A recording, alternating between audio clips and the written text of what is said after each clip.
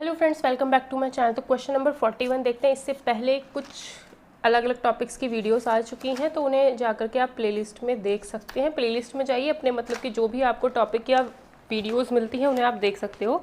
TGT PGT exams के लिए बनी हुई हैं, कुछ टॉपिक्स भी हैं, कुछ क्वेश्चंस भी हैं। ठीक है, तो क्वेश्चन नंबर 41 देखते हैं। 41 क्वेश्चन में हमें क्या कहा है। उसने कहा है लिमिट एक्स टेंस टू 0 ए की पावर एक्स माइनस बी की पावर एक्स अपॉन एक्स।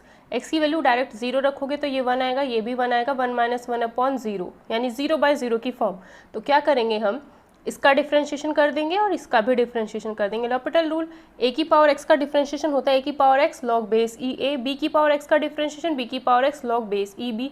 जब किसी नंबर का ए बी क्या है, कोई नंबर्स हैं, तो जैसे 2 की पावर एक्स का डिफ्रेंशिएशन हो जाता है 2 की पावर एक्स लॉग बेस ई 2, तो वही है। एक्स का डिफ्रेंशिएशन 1, यहाँ से लॉग बेस, यहाँ से एक्स टेंस टू 0, अब इसमें डायरेक्ट अप्लाई कर दो, 0 यहाँ पर 0 यहाँ पर, ये भी 1 ये भी 1, log base e a minus log base e b, ये आ गया। इसे क्या लिख सकते हो, लॉग ए अपॉन बी से लिख सकते हो। जब माइनस में होता है तो ए अपॉन बी लिख दिया जाता है, अगर यहाँ प्लस होता तो ए इंटू बी लिख देते। तो लॉग ए अपॉन बी इसका आंसर हो जाएगा, यानी इसका आंसर है ए ऑप्शन। अगला क्वेश्चन देखते हैं। Limit x tends to infinity a की power x sine b upon a की पावर एक्स। तो ये क्वेश्चन हमें पूछ रखा है, इसका आंसर क्या होगा। ठीक है, तो इसको हम कैसे कर सकते हैं। एक्स टेंस टू इन्फिनिटी अगर यहाँ पर अप्लाई करोगे तो ए की पावर इन्फिनिटी ग्रेटर देन 1 का है ना, तो अगर यहाँ पर आप ए की वैल्यू उसने ग्रेटर देन 1 बोला है, तो यहाँ पर अगर 1 की पावर इन्फिनिटी होता तो वो हमें पता नहीं क्या होता, इनडिटर्मिनेट फॉर्म है। 2 की पावर ए की वैल्यू 1 से बड़ी कुछ भी रखोगे तो उसकी पावर इन्फिनिटी हो जाता है, तो ये तो इन्फिनिटी हो गया। ठीक है, और ये साइन इन्फिनिटी यानी साइन की वैल्यू तो -1 टू +1 ही होती है, तो इन्फिनिटी इंटू -1 इंटू +1 करोगे, इन्फिनिटी टू -1 से +1 के बीच की कोई भी वैल्यू तो इन्फिनिटी आएगा। ठीक है, तो हम क्या करते हैं, देख लेते हैं किसी तरीके से कुछ सॉल्व होता है तो सॉल्व करके देखते हैं आंसर। तो क्या किया हमने, इस ए की पावर एक्स को दिस अपॉन इस ए की पावर एक्स को ऐसा करो, ए की पावर 1 अपॉन ए की पावर एक्स से यहाँ मल्टीप्लाई कर दिया और इसको भी 1 अपॉन ए की पावर एक्स से डिवाइड कर दिया। क्या किया हमने, यहाँ पर 1 अपॉन ए की पावर एक्स से इसके साथ मल्टीप्लाई किया और इसी चीज़ को डिवाइड कर दिया। तो जब इसके साथ मल्टीप्लाई करोगे कैंसिल होके 1, और इसके अपॉन में क्या आ जाएगा 1 अपॉन ए की पावर एक्स। फिर मैंने क्या किया, बी से यहाँ पर और यहाँ पर मल्टीप्लाई कर दिया। अब साइन बी अपॉन ए की power x, B upon a की पावर एक्स, ये चीज़ सेम हो चुकी है। एक्स टेंस टू क्या है, इन्फिनिटी है, तो जैसे ही इन्फिनिटी रखोगे ये 0 बन जाएगा और ये भी 0 है ना, तो वो चीज़ मैंने बताई थी। तो ये क्या हो जाता है, 1 हो जाता है। बी का फिर कितना आ जाएगा आंसर, बी ही आ जाएगा, क्योंकि sine x tends to infinity पर ये चीज़ जो हो जाती है वो 1 हो जाएगी, तो ये कितना आएगा, बी आएगा। ये मैंने बताया था कि जो भी यहाँ पर लिमिट दे रखी है उसको इसमें अप्लाई करोगे, 0 बनना चाहिए और ये भी 0, और ये दोनों एक जैसे होने चाहिए, है ना।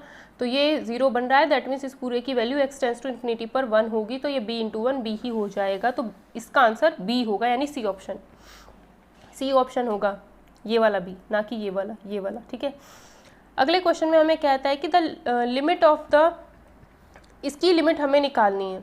तो अगर हमें इसकी लिमिट निकालनी है तो हम क्या करते हैं, लिमिट अगर हमें यहाँ पर कहता है ना कि लिमिट निकालो, तो लिमिट तभी होती है, किसी भी लिमिट की वैल्यू तभी होती है जब उसकी लिमिट एग्जिस्ट करे। राइट हैंड और लेफ्ट हैंड लिमिट अगर बराबर होती है तभी लिमिट की कुछ ना कुछ वैल्यू होती है। तो हम यहाँ पर कह सकते हैं कि limit x tends to 0 mod x upon x. अब क्या होता है, जब मॉड एक्स की वैल्यू लेस देन 0 होती है, जब मॉड एक्स की वैल्यू, हम मॉड एक्स को कैसे डिफाइन करते हैं, एक्स माइनस एक्स होती है जब एक्स लेस देन 0 होता है, प्लस एक्स होती है जब x is greater than equal to 0 होता है। तो इसकी डेफिनेशन तो ये होती है मॉड एक्स की।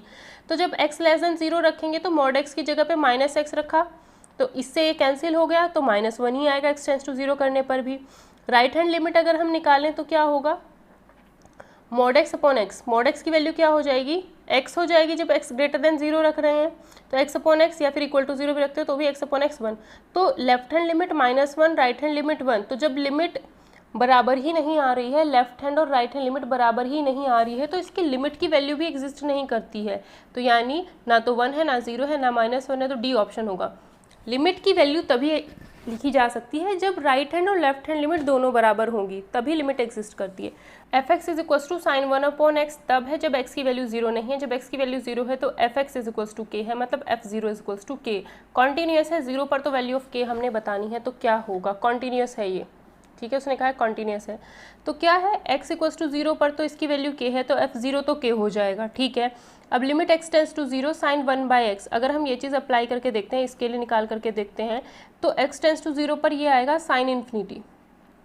अब साइन इन्फिनिटी की वैल्यू मैंने बताया था -1 टू +1, तो फाइनाइटली तो हमें कोई एक वैल्यू नहीं मिलती है ना, फाइनाइट तो ना, तो हमें पता है कि -1 से, हमें ये नहीं पता कि -1 से +1 के बीच की कौन सी वैल्यू आएगी, हमें नहीं पता। तो -1 से +1 के बीच की क्या वैल्यू आ रही है हमें नहीं पता है फिक्स, क्योंकि साइन की जो रेंज है वो तो यही रहेगी। साइन इन्फिनिटी का मतलब इन्फिनिटी नहीं होता, साइन इन्फिनिटी का मतलब है एक्स की वैल्यू आप कितनी भी बढ़ाते चले जाओ, साइन का जो रेंज रहता है वो तो -1 से +1 ही रहता है। तो इसकी वैल्यू जो आएगी वो x टेंस टू 0 पर -1 से +1 आएगी, लेकिन लिमिट एग्जिस्ट नहीं करती है। क्यों? क्योंकि ये कोई फाइनाइट वैल्यू नहीं है, हमें नहीं पता -1 से +1 के बीच की 0 आ रही है, 0.1 आ रही है, 0.2 आ रही है, क्या आ रही है, ठीक है, तो फिक्स नहीं है, तो इसकी लिमिट जो होती है वो एग्जिस्ट नहीं करती है साइन 1/x की। तो जब इसकी लिमिट ही एग्जिस्ट नहीं कर रही है, जब इसकी लिमिट ही एग्जिस्ट नहीं कर रही है, मतलब उसने क्वेश्चन गलत बनाया कॉन्टिन्यूस बोल करके, ठीक है, तो इसकी जब लिमिट ही एग्जिस्ट नहीं कर रही है तो इसका मतलब इन्फिनिटी -1 +1 ये कुछ नहीं है, डी ऑप्शन इसका आंसर होगा, क्योंकि इसकी लिमिट एग्जिस्ट ही नहीं करती है। जब लिमिट ही एग्जिस्ट नहीं करती है तो कंटिन्यूस होने का मतलब ही नहीं है, तो उसने क्वेश्चन गलत बनाया है जानबूझ के, ठीक है। क्वेश्चन तो सही बनाया है बट कंटिन्यूस ये फंक्शन नहीं होता है, कहने का मतलब ये है। तो डी ऑप्शन इसका आंसर हम लगाएंगे। क्वेश्चन नंबर 45 में कहता है f(x) इक्वल्स टू इतना है, तो इसकी वैल्यू बतानी है, तो f(x) की जगह पे पहले तो ये रख दो, f(x) की जगह पे ये, और f4 अगर निकालना है तो x की जगह पे 4 रखोगे, 4 का स्क्वायर 16 + 9 25, उसका रूट 5, तो यहाँ पर आएगा 5। तो हमने क्या किया इस क्वेश्चन को सॉल्व करने के लिए, मैंने डायरेक्ट लिख दिया x² + 9 f(x) की वैल्यू, f4 की वैल्यू, ठीक। अब जैसे ही x की वैल्यू इसमें 4 रखोगे ना तो नीचे भी 0 बनेगा, ऊपर भी 0 बनेगा, ठीक। अब हम क्या करते हैं, जब 0/0 की फॉर्म बनती है तो डिफ्रेंशिएट कर देंगे, ऊपर वाले को x के रिस्पेक्ट में, नीचे वाले को भी x के रिस्पेक्ट में। किसके रिस्पेक्ट में करते हैं? जो यहाँ लिमिट के लिए लिखा हुआ होता है उसके रिस्पेक्ट में। इसका डिफ्रेंशिएशन 1/2 रूट x² + 9 और x² + 9 का 2x हो जाएगा, -5 का 0 और इसका 1। फिर इसमें x टेंस टू x की वैल्यू डायरेक्ट 4 रख दो, जैसे आप x की जगह पे 4 रखोगे तो आपको ये मिल जाएगा 4/5, तो इसका आंसर हमारा हो जाएगा 4/5, सी ऑप्शन, ठीक है। अगला क्वेश्चन देखते हैं 46। इसमें क्या करना है, हमने डिफरेंशिएशन करना है, dy/dx निकालना है। y इक्वल टू साइन की पावर nx cos nx दे रखा है, तो मैं क्या करूँगी, n को 1 मान लूँगी और सारे ऑप्शंस में n की जगह पे 1 रख लूँगी और सारे ऑप्शंस को भी मैं चेंज कर लूँगी अपनी मर्जी से, ठीक है। तो यहाँ पर मैंने क्या किया, y इक्वल टू साइन की पावर nx cos nx जो था, तो मैंने अपनी मर्जी से n की वैल्यू 1 रख ली। बट ये काम हम तभी करते हैं ज़्यादातर, वैल्यू पुट करने वाले किसी भी क्वेश्चन में सारे ऑप्शंस अलग अलग बने। अगर 2 ऑप्शन सेम हो जाते हैं तो, या 3 ऑप्शन सेम हो जाते हैं तो कुछ फ़ायदा ही नहीं होता उस चीज़ को करने का। तो मैंने क्या किया, सारे ऑप्शंस में n की जगह पे 1 रख दिया, तो सारे ऑप्शंस पे n की जगह पे 1 रखा, तो ये मेरे ऑप्शंस आ गए, ठीक है। अब मैं क्या करती हूँ, y इक्वल टू ये दे रखा था, n की जगह यहाँ 1, n की जगह यहाँ 1, तो मेरा ये sin x cos x आएगा, 2 से ऊपर नीचे डिवाइड कर दिया। क्यों? इसमें प्रोडक्ट रूल लगाने से बेटर है इसे 1 में कन्वर्ट कर लो, तो 2 से ऊपर नीचे मल्टीप्लाई और डिवाइड कर दिया, तो नीचे वाला 2 नीचे ही रहा, ये sin 2x बन गया। इसका डिफरेंशिएशन करना आसान हो जाएगा, इसका करोगे तो प्रोडक्ट रूल लगाना पड़ेगा, ठीक है। तो ये अपने दिमाग के ऊपर है, ठीक। तो ये कितना हुआ, 2 cos 2x, इसका डिफरेंशिएशन कर दिया, 2 cos 2x अपॉन में 2 था, तो ये हो जाएगा हमारा cos 2x। अब ऑप्शन से सारे के सारे ऑप्शन में n की वैल्यू 1 रख करके देखो कौन सा ऐसा है जो cos 2x देता है। तो फर्स्ट ऑप्शन ही हमें cos 2x दे रहा है, सेकंड ऑप्शन sin 2x दे रहा है, क्योंकि ये तो 1 हो जाएगा, ये भी 1 हो जाएगा, ये भी 1 हो जाएगा। cos 0x तो नहीं होगा, ये तो पूरा ही 1 आ रहा है, ये भी नहीं होगा। ये 1 into sine into cos x भी नहीं है, साइन 0 यानी 1 इंटू cos x ये भी नहीं है, तो cos 2x हमें पहले ऑप्शन से ही मिल रहा है, तो हम यहाँ पे कह देंगे फर्स्ट ऑप्शन ही इसका आंसर होगा, ए ऑप्शन। अगले क्वेश्चन में कहा है हमें डिफरेंशियल कोफिशिएंट बताना है। डिफरेंशियल कोफिशिएंट का मतलब कुछ नहीं होता, डिफरेंशिएशन करने के बाद जो वैल्यू मिलती है वही होती है।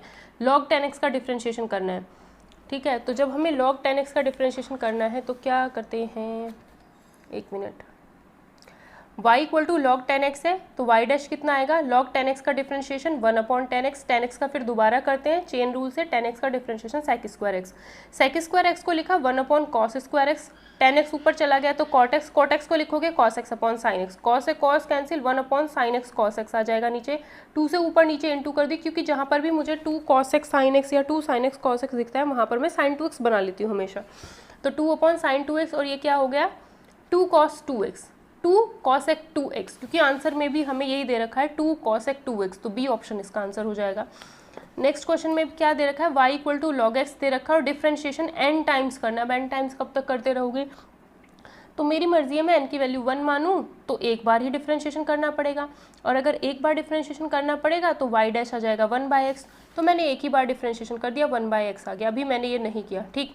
अब मैंने क्या किया, सारे के सारे ऑप्शंस में n की वैल्यू 1 रखी। तो जैसे मैं फर्स्ट ऑप्शन में n की वैल्यू 1 रखती हूँ तो मुझे ये मिल जाएगा, n की वैल्यू 1 रखी, -1 की पावर 1, 1 - 1, 0 का फैक्टोरियल 1 होता है, 0 का फैक्टोरियल 1 होता है, नीचे x की पावर 1।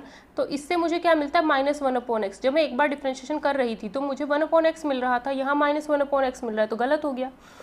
फिर क्या करते हैं, इसमें n की जगह 1 रखेंगे तो ये आ जाएगा -1 की पावर 0, 0 का फैक्टोरियल अपॉन x की पावर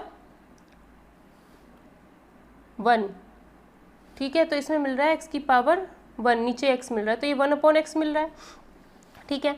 अब उसके बाद हम क्या करते हैं, सी ऑप्शन में, सी ऑप्शन में -1 की पावर 1 रखेंगे तो ये 0, 1 का फैक्टोरियल अपॉन x, तो यहाँ पर भी मुझे क्या मिल जाता है, 1/x मिल जाता है, ठीक है। डी ऑप्शन में देखते हैं तो 1/x आ रहा था ना, एक बार डिफ्रेंशिएशन करने पर 1/x आ रहा था, तो बी और सी ऑप्शन में सेम वैल्यू मिल गई। अब अगर सी में रखते हैं n की वैल्यू 1 तो यहाँ पर 1/x² मिलेगा, डी में रखते हैं n की वैल्यू 1 तो 1/x² मिलेगा, तो डी ऑप्शन तो है नहीं, तो बी और सी ऑप्शन है। अब मैं क्या करूँ, इन दोनों में फंस गई, तो मैं क्या करूँगी, n की वैल्यू 2 रख लो, तो 2 बार डिफ्रेंशिएशन कर लो, तो डबल डिफ्रेंशिएशन निकालो, -1/x² आ जाएगा। तो बी और सी तो मुझे पता ही है, n की वैल्यू इसमें जैसे ही मैं 2 रखूँगी, क्योंकि मुझे पता है बी और सी, ए और डी तो मेरे हट गए हैं, एक्स एलिमिनेट हो गए हैं, तो बी और डी अगर मैं n की वैल्यू इसमें 2 रखती हूँ तो ये मुझे मिलेगा 2 - 1 यानी -1 की पावर 1, 2 - 1, 1 का फैक्टोरियल 1 अपॉन x की पावर n की पावर 2, n की वैल्यू 2, तो -1/x²। तो 2 बार डिफ्रेंशिएशन करने पर -1/x² यहाँ भी आ रहा था, और बी ऑप्शन हमें ये दे रहा है। सी ऑप्शन भी देख लेते हैं, क्योंकि बी और सी में से ही तो एक एलिमिनेट करना है। -1 इसमें हम जैसे n की वैल्यू 2 रखेंगे तो -1 की पावर 1, 2 फैक्टोरियल अपॉन x की पावर 2, तो ये तो नहीं आ रहा है, -1/x² आना चाहिए था, बी ऑप्शन से मिल रहा है। तो यहाँ पर हम क्या कर देंगे, डायरेक्ट सी ऑप्शन हमारा आंसर हो जाएगा।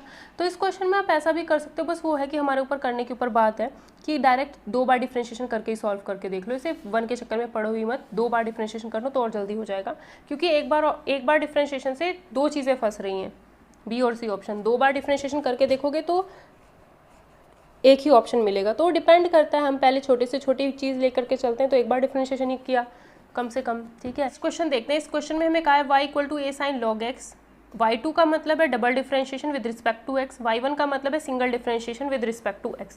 तो ये क्वेश्चन हमें दे रखा है, तो हम क्या करते हैं, उसने हमें y की वैल्यू ये दे रखी है, तो y1 मतलब dy/dx, साइन का डिफ्रेंशिएशन cos log x, फिर log x का करेंगे 1/x आ जाएगा, चेन रूल से x की इंटू इसमें कर दी तो x y1 आ गया। अब पूरे का दोबारा डिफ्रेंशिएशन कर दो, क्योंकि हमें y2 यानी d2y/dx² भी इसके अंदर लेके आना है, तो x as it is y1 का डिफ्रेंशिएशन y2 हो जाएगा, dy/dx का d2y/dx² मतलब y2 प्लस x का 1 कर दिया, y1 as it is equals to a cos का differentiation minus sine log x, ठीक, और log x का 1/x, ठीक है, x के इंटू इसमें पूरे में कर दी, ठीक।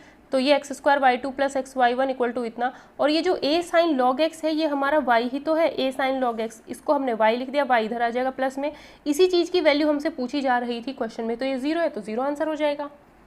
में एक ही प्रॉब्लम करेगी, छोटी सी चीज़, मतलब ये समझना और कुछ नहीं है, अगर किसी ने ना पढ़ा हुआ हो, पहली बार सामने आए तो दिक्कत है थोड़ी सी ज़्यादा नहीं। x की value theta minus sine theta दे रखा है, y = 1 - cos थीटा दे रखा है, d2y/dx² ये लिखा हुआ है, ठीक है। तो d2y/dx² निकाल तो तभी पाएंगे जब dy/dx पता होगा, तो dy/dx कैसे निकालेंगे, तो भाई x ये दे रखा है, y ये दे रखा है, dy/dx निकालना है तो dy/dθ/dx/dt, वही t वाला किया था हमने पहले, x = t की टर्म्स में दे रखा था, y = t की टर्म्स में दे रखा था, वहाँ t था, यहाँ थीटा और कुछ नहीं है, ठीक है। तो dy/dx dy/dθ/dx/dθ, इसका थीटा के रिस्पेक्ट में डिफ्रेंशिएशन करोगे साइन थीटा मिल जाएगा, इसका थीटा के रिस्पेक्ट में डिफ्रेंशिएशन करोगे 1 - cos थीटा मिल जाएगा। अब मुझे दोबारा भी डिफ्रेंशिएशन करना है, तो d2y/dx², x के रिस्पेक्ट में इसका डिफ्रेंशिएशन अगर करूँगी तो पहले इसको थीटा के रिस्पेक्ट में ही कर लो as it is, 1 - cos theta का होल स्क्वायर, ठीक, 1 - cos थीटा यहाँ पर क्या कहते हैं उसे, कोशेंट रूल लगाते हैं, 1 - cos थीटा का square, 1 - cos theta as it is, sine theta का डिफ्रेंशिएशन cos थीटा माइनस फिर sine theta as it is रखना है, 1 - cos थीटा का डिफ्रेंशिएशन करना है विद रिस्पेक्ट टू थीटा, जो कि साइन थीटा आएगा, क्योंकि हम डिफ्रेंशिएशन कर रहे थे थीटा के रिस्पेक्ट x के रिस्पेक्ट में, और यहाँ पे तो सब थीटा चल रहा है, तो फिर थीटा का भी x के रिस्पेक्ट में बाद में डिफ्रेंशिएशन करते हैं। तो ये तो dθ/dx आया, हमें तो dx/dθ की वैल्यू 1 - cos थीटा पता है, मैंने अलग से नहीं लिखी है, डायरेक्ट लिखी थी, तो dx/dθ की वैल्यू ही तो ये लिखी हुई है 1 - cos थीटा, तो dθ/dx की वैल्यू 1/1 - cos थीटा, तो D theta by D x की जगह पे लिख दिया 1/1 माइनस कॉस थीटा। ठीक है, तो ये 1 माइनस कॉस थीटा का होल स्क्वायर और ये क्यूब हो जाएगा। फिर यहाँ पे क्या था, यहाँ पे बीच में माइनस था 1, ये cos theta into 1 minus cos square theta minus sine square theta, तो ये चीज़ थी। तो यहाँ से मैंने देखो यहाँ पे भी माइनस था, यहाँ पे भी माइनस था, माइनस कॉमन ले लिया तो ये प्लस हो जाएगा, sine square plus cos square ये 1 हो जाएगा, cos theta minus 1, cos theta minus 1 है। तो फिर हम क्या करेंगे, इस कॉस थीटा माइनस 1 को ऊपर आ जाएगा, कॉस थीटा माइनस 1 नीचे आ रहा है 1 माइनस कॉस थीटा की होल पावर 3, तो ऊपर से माइनस कॉमन ले लो तो ये हो जाएगा 1 minus cos theta, 1 minus cos theta की पावर नीचे 3 है तो ये कैंसिल होकर -1/1 माइनस कॉस थीटा का होल स्क्वायर आ जाएगा। ठीक है भाई, 1 माइनस कॉस थीटा इसे उल्टा करके लिख लेना ना, तो ये -1/1 माइनस कॉस थीटा का होल पावर 2 आएगा। अब क्या कर, मतलब x की वैल्यू पाए, y की वैल्यू 2, x की वैल्यू पाए, y की वैल्यू 2, तो जो मुझे इक्वेशन दे रखी थी x is equals to theta minus sine theta, x equal to theta minus sine theta दे रखा था तो x की वैल्यू पाई रख दी। ठीक, y इक्वल टू 2 दे रखा है, y equal to 1 minus cos theta दे रखा था तो 2 equal to 1 minus cos theta, इसको सॉल्व करोगे तो यहाँ से आपको मिलेगा, यहाँ से 1 मिनट, 1 माइनस कॉस थीटा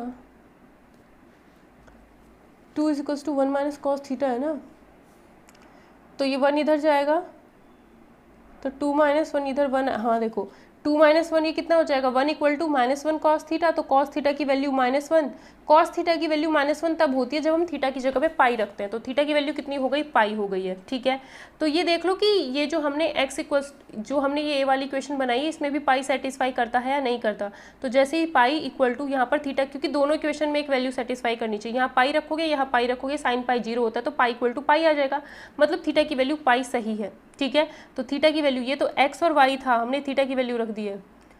ठीक है, या फिर इसको ऐसे करने की भी ज़रूरत नहीं है, क्यों, क्योंकि ये जो है ये उसमें दे रखा है, ये थीटा होता है इधर r होता है, या फिर ऐसे ही कर लो इसको, कोई दिक्कत नहीं है।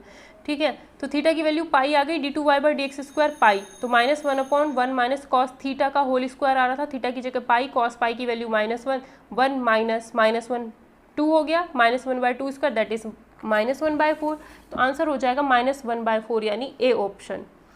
अगला क्वेश्चन कहा है 51, यहाँ पर n है, x नहीं है, ये यहाँ n लिखा हुआ होता है तो यहाँ भी n होता है, n tends to infinity summation r equal to 1 to n minus 1 1/√n² minus r²। इसकी वैल्यू हम कैसे निकालते हैं, ये सब मैंने उसमें पढ़ा रखे हैं आपको, रियल एनालिसिस वाली आप प्लेलिस्ट जा करके अगर देखोगे ना तो ऐसे ऐसे क्वेश्चंस मैंने उसमें करा रखे होंगे।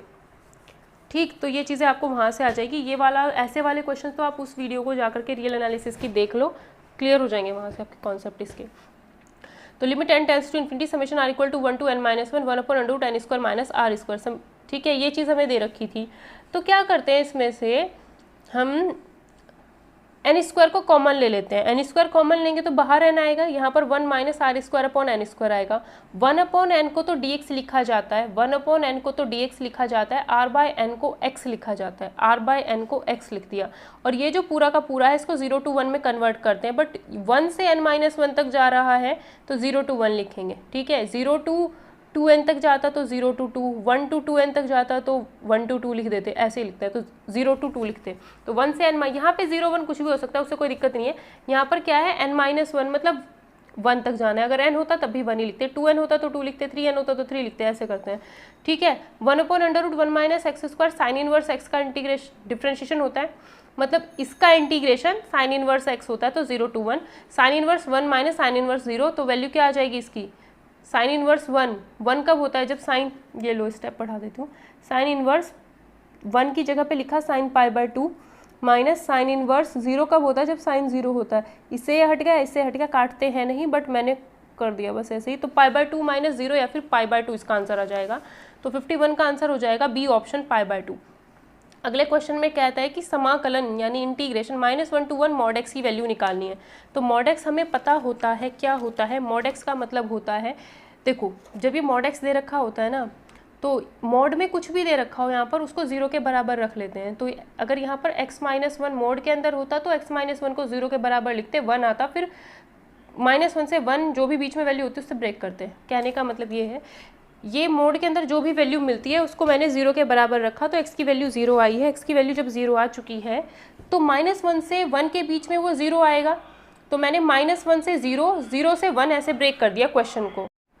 देखो अब क्या करेंगे, -1 से 0, 0 to 1 में अब इसको ब्रेक कर लिया, तो -1 से 0 अगर बात कर रहे हैं तो x की वैल्यू 0 से छोटी है, -1 से 0 की अगर बात कर रहे हैं तो x की वैल्यू 0 से छोटी है, तो x की वैल्यू जब 0 से छोटी होती है मॉड x की वैल्यू -x लिखी जाती है, ठीक।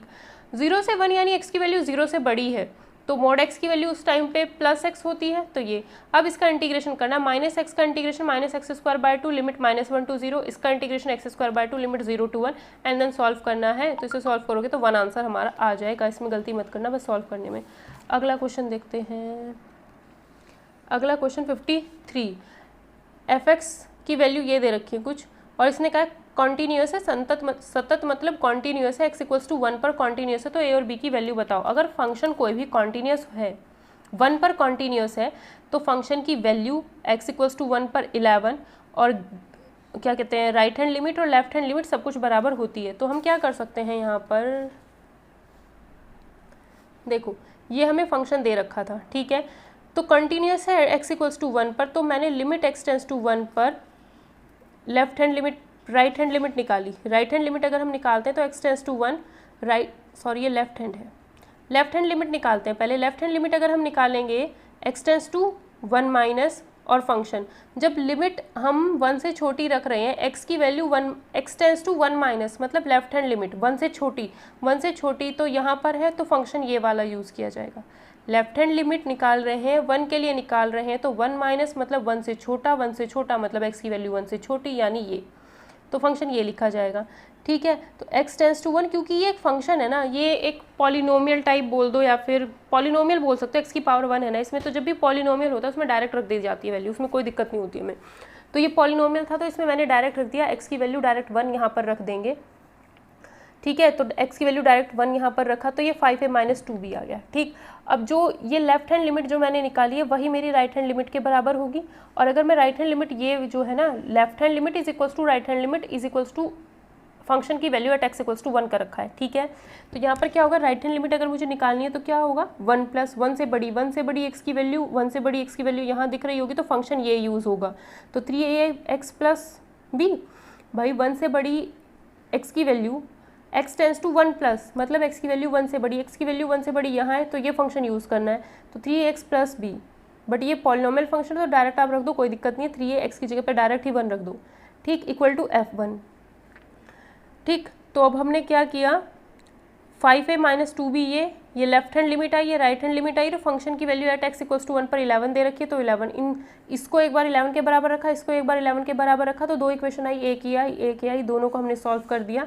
तो पहले तो इधर 11 था ना, दोनों को मैंने माइनस कर दिया, तो 2a = 3b आ गया, a की वैल्यू 3b/2 आ गई, a की वैल्यू यहाँ पर रख दी 3b/2। तो इसको सॉल्व करेंगे, सॉल्व करने के बाद a की वैल्यू हमारी, b की वैल्यू 2 आ जाएगी, b की वैल्यू 2 आने के बाद यहाँ पर रख दिया b की वैल्यू 2, तो a की वैल्यू 3 आ गई। तो a की वैल्यू 3, b की वैल्यू 2 कौन से ऑप्शन में दिख रही है, a की वैल्यू 3 है, b की वैल्यू 2 है, तो c ऑप्शन में दिख रही है, तो c ऑप्शन आंसर हो जाएगा। नेक्स्ट क्वेश्चन देखते हैं, ये ऐसे क्वेश्चन मैंने बता दिया कि मैंने करा रखे हैं, ठीक है। तो इसमें क्या है, 1 + 1/n², 1 + 2² तो यहाँ पर पैटर्न और बाहर पावर दे रखी है 1/n, जो बाहर पावर लिखी हुई है वो 1/n लिखा हुआ है। तो यहाँ पे इस क्वेश्चन को हम कैसे करेंगे, देखो यहाँ पर देखो क्वेश्चन ये मैंने लिख लिया है, जो कि उसमें दिख भी नहीं रहा होगा, पावर 1/n है, ठीक है। तो ये मल्टीप्लाई हो रखे हैं, पावर 1/n है, तो फंक्शन ये है उसकी पावर फंक्शन की पावर फंक्शन लॉग अप्लाई कर देना है। इस पूरे को मैंने a मान रखा था, तो लॉग a इधर आ गया, लॉग इधर अप्लाई करेंगे, इसमें लिमिट में कोई दिक्कत नहीं आएगी, वो ऐसे की ऐसे ही रहेगी। इसमें हम जब लॉग अप्लाई कर देंगे तो 1/n तो बाहर आ जाता है, और लॉग पूरा इसके साथ में चलेगा, तो लॉग इसके साथ में प्लस लॉग इसके साथ में प्लस लॉग इसके साथ में dash dash dash plus log इसके साथ में, ऐसे ही तो करते हैं लॉग, जो मल्टीप्लाई में होता है उनको एडेड करके लिख देते हैं, वही काम हमने यहाँ पे किया है, ठीक है। Limit n tends to infinity 1/n। अब इसको समेशन में, क्योंकि प्लस प्लस प्लस तो समेशन में कन्वर्ट कर लेते हैं। समेशन देखो 1 1 1 1 n² 1 2² 3², तो मतलब ये 1² होना चाहिए। तो मैंने क्या किया, 1 सब में आ रहा था, सब में लिखा, n² सब में आ रहा था, सब में लिखा, 1² 2² 3² n² तक जा रहा था तो r² लिख दिया। जो चीज़ चेंज हो रही थी उसको मैंने r² लिख दिया, ठीक है। r equal to 1 to n, r की वैल्यू 1 रखेंगे तो ये बन जाएगा, 2 रखोगे तो ये वाला, 3 रखोगे तो ये वाला, और लास्ट में n रखना है तो ये वाला बन जाएगा। ठीक है, अब ये जो ये लिमिट है और जो ये होता है इसको हम किस में कन्वर्ट कर देते हैं, इंटीग्रेशन में। और 1 to n जा रहा है तो 0 to 1 इंटीग्रेशन, 1 to 2 होता, 1 से 2n होता तो 0 to 2 कर देते। ठीक है, नीचे 0 ही रखते हैं। तो इसको तो लिख दिया 0 to 1, 1/n को लिख देंगे dx log 1 plus x square. ठीक है, log 1 प्लस एक्स स्क्वायर इसको हमने लिख दिया। अब क्या होगा, अब log 1 प्लस एक्स स्क्वायर का इंटीग्रेशन करते हैं। कैसे, वही इंटीग्रेशन वाला चैप्टर मैंने पढ़ा रखा है, अब जाकर के इंटीग्रेशन की अलग से प्लेलिस्ट बनी हुई होगी, उसमें देख लेना। एक उत्तराखंड LT मैथ्स की प्लेलिस्ट बनी हुई है, तो उसे भी अगर आप जाकर के देखोगे तो वहाँ से भी आपको बहुत हेल्प मिल जाएगी काफ़ी चीज़ों में। ठीक है, तो इसका इंटीग्रेशन कैसे करते हैं, log 1 प्लस एक्स स्क्वायर का आईलेट वाला मेथड पता होगा, ILATE। इन्वर्स ट्रिग्नोमेट्रिक फंक्शन नहीं है इसमें, log वाला है। फिर अलजेब्रिक है, इसमें तो कुछ भी नहीं है, ना अलजेब्रिक है, ना ट्रिग्नोमेट्रिक है, ना एक्सपोनेंशियल है। अगर इसमें अलजेब्रिक नहीं है तो मैंने अपनी मर्जी से मान लिया 1 और 1 को लिख दिया जाता है x की पावर 0, तो वो अलजेब्रिक हो गया। ठीक है, तो पहले log है फिर अलजेब्रिक लिखना है। तो log 1 plus x square as it is, 1 का इंटीग्रेशन करेंगे तो वो x आ गया, माइनस फिर क्या करते हैं, फर्स्ट फंक्शन का differentiation, log 1 plus x square का डिफरेंशिएशन कर दिया, 2x/1 प्लस एक्स स्क्वायर आ जाएगा, कर लोगे खुद। फिर जो 1 का इंटीग्रेशन किया है वो x आ जाएगा, और फिर जो ये दोनों चीज़ें बनती है उसका integration. Product rule of integration है ये, प्रोडक्ट वाला रूल पढ़ा हुआ है इंटीग्रेशन का, वो नहीं पढ़ा है तो इंटीग्रेशन वाली पूरी प्लेलिस्ट देख लेना, चीज़ें बहुत क्लियर हो जाएंगी वहाँ से। x log 1 plus x square minus ये हो गया 2x² 1 प्लस एक्स स्क्वायर। अब होता क्या है, जब इंटीग्रेशन हम करते हैं तो ये वाला और ये वाला, ये दोनों पॉलिनोमियल, ऊपर वाली और नीचे वाली दोनों जो पॉलिनोमियल है इनकी डिग्री बराबर हो गई। नीचे देखोगे तो 1 प्लस एक्स स्क्वायर की डिग्री 2, ऊपर देखोगे तो 2x स्क्वायर की डिग्री 2। तो डिग्री जब बराबर हो जाती है तो उस केस में हम क्या करते हैं, नीचे वाले से ऊपर वाले को डिवाइड कर देते हैं। ठीक है, तो डिनोमिनेटर से न्यूमरेटर को डिवाइड करेंगे तो 1 प्लस एक्स, बल्कि जब हम डिवाइड करते हैं तो एक्स की जो हाईएस्ट पावर्स होती है उनको पहले लिखते हैं। तो 1 प्लस एक्स स्क्वायर ना लिख करके मैं एक्स स्क्वायर प्लस 1 लिखूंगी, और 2x स्क्वायर अंदर, एक्स स्क्वायर से 2x स्क्वायर 2 टाइम्स जाएगा तो 2, और फिर एक्स स्क्वायर की 2 से इंटू 2x स्क्वायर, 1 की 2 से इंटू 2, ये डिवाइड करना आना चाहिए। ठीक है, कि तो बहुत छोटी चीज़ हो गई, इससे कैंसिल हो गया, यहाँ बचेगा -2। तो इसको फिर कैसे लिख सकते हो, रिमाइंडर आया, यहाँ पे क्या ये जो कोशेंट है वो यहाँ लिखा जाता है, कोशेंट है वो यहाँ लिखा जाता है -2/1 प्लस एक्स स्क्वायर, ऐसे ही तो इसको लिखते हैं, यही तो लिखते हैं, 2 सही 1/2 ऐसे करके तो लिखते थे कुछ। तो 2 - 2/1 प्लस एक्स स्क्वायर इसको लिख सकते हैं। तो जो कोशेंट है वो यहाँ आया, जो रिमाइंडर -2 है वो यहाँ लिखा, जो डिविज़र होता है वो 1 प्लस एक्स स्क्वायर नीचे लिख दिया। तो इसकी जगह पे अब हमने ये 2 - 2/1 प्लस एक्स स्क्वायर लिख दिया, 2 - 2/1 प्लस एक्स स्क्वायर हमने लिख दिया। ठीक है, जैसे ये कहते हैं ना 2 सही 1/2, तो 2 + 1/2 इसे लिख सकते हो। ठीक है, तो वही काम हमने यहाँ किया, बस यहाँ पर माइनस आ रहा है बीच में, क्यों आया, क्योंकि वो रिमाइंडर नेगेटिव है। ठीक है, तो फिर हमने क्या किया, x log 1 plus x square as it is, 2 का इंटीग्रेशन करोगे तो ये माइनस की वजह से ये -2 dx अलग कर दिया, minus plus 2/1 plus x square अलग कर दिया। इसका इंटीग्रेशन करोगे 2x आ जाएगा, इसका इंटीग्रेशन करोगे 2 tan inverse x, 1/1 plus x square tan inverse x का होता है, और लिमिट चल रही थी 0 to 1, तो 0 to 1। अब लिमिट अप्लाई करनी है और कुछ नहीं, 1 रखोगे तो 1 log 2, तो log 2 आ गया, फिर यहाँ पे 2 tan इनवर्स 1, अगर यहाँ पर 1 रखते हो तो tan इनवर्स 1 होता है π/4, ट्रिग्नोमेट्री पढ़ी होगी तो आ जाएगा समझ। ठीक है, 2 tan इनवर्स 1, तो यहाँ क्या आ जाएगा 1 10 π/4, 10 से tan इनवर्स कैंसिल, π/4 तो π/4 × 2 तो π/2। अब 0 रखोगे तो ये भी 0, ये भी 0, ये भी 0 हो जाएगा, तो 0 वाला हमने रखा ही नहीं क्योंकि वो 0 हो रहा है, हम क्यों रखे, टाइम वेस्ट नहीं करना। log 2 - 2 × प्लस π/2, तो ये लाइन हमारे पास आ गई। इधर चल रहा था लेफ्ट हैंड साइड में log बेस a चल रहा था, अब खुद देख सकते हो कि इधर हम log a मान करके चल रहे थे ना, तो ये log a = इतना आया। ठीक है, अब हम क्या करते हैं, ये जो पोर्शन है इसको मैंने π/4 - 2 लिख दिया। देखो इसको हम क्या करेंगे, हमारा इतना आया है log e a = log 2 plus π/4 - 2, -2 plus π/4 ऐसे लिख सकते हैं। फिर log 2 बेस e ही है, प्लस इसको मैं क्या लिखूँ, e की पावर log, ठीक है, इसको मैं लिखती हूँ e की पावर log बेस e π/4 - 2, इसको मैंने ऐसे लिख दिया। ठीक, इंटू तो इसकी होगी नहीं दोनों की, 1 मिनट, इधर चल रहा था log बेस e a,